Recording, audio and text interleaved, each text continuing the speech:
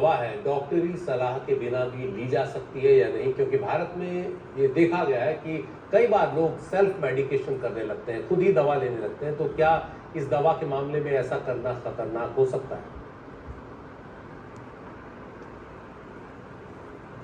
जी, बहुत important question है। जब खुद से सेल्फ मेडिकेशन द्वारा लोग ऐसी दवाइयाँ लेना शुरू करें, वो बहुत खतरनाक हो सकता है। जो हमने, जैसा आपने बोला, हमारे यहाँ बहुत कॉमन है एंटीबायोटिक्स या ऐसी दवाइयाँ जो सिर्फ प्रिस्क्रिप्शन के ऊपर मिलनी चाहिए, वो लोग खुद से खरीद कर लेना शुरू कर देते हैं, या फिर कोई फार्मासिस्ट भी, केमिस्ट भी बिना मरीज देखे उसे डिस्पेंस करना शुरू कर देते हैं।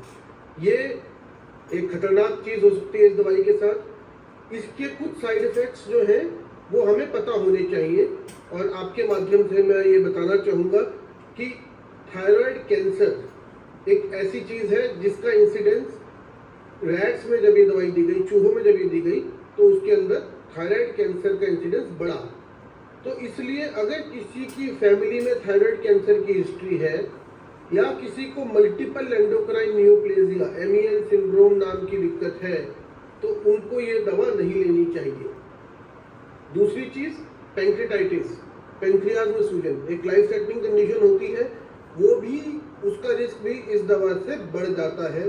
तो अगर किसी को पैंक्रियाज की दिक्कत है वो इसको ना ले, या अगर किसी को दवा लेते हुए एकदम तीव्र पेट में दर्द होता है तो डॉक्टरी सलाह जरूर ले उसी वक्त। उसके साथ जो लोग शुगर के लिए बाकी दवाइयाँ लेते हैं, उनके साथ ये दवा हाइपोग्लाइसीमिया या शुगर कम करने का दिक्कत कर सकती है, जो अपने आप में खतरनाक हो सकता है।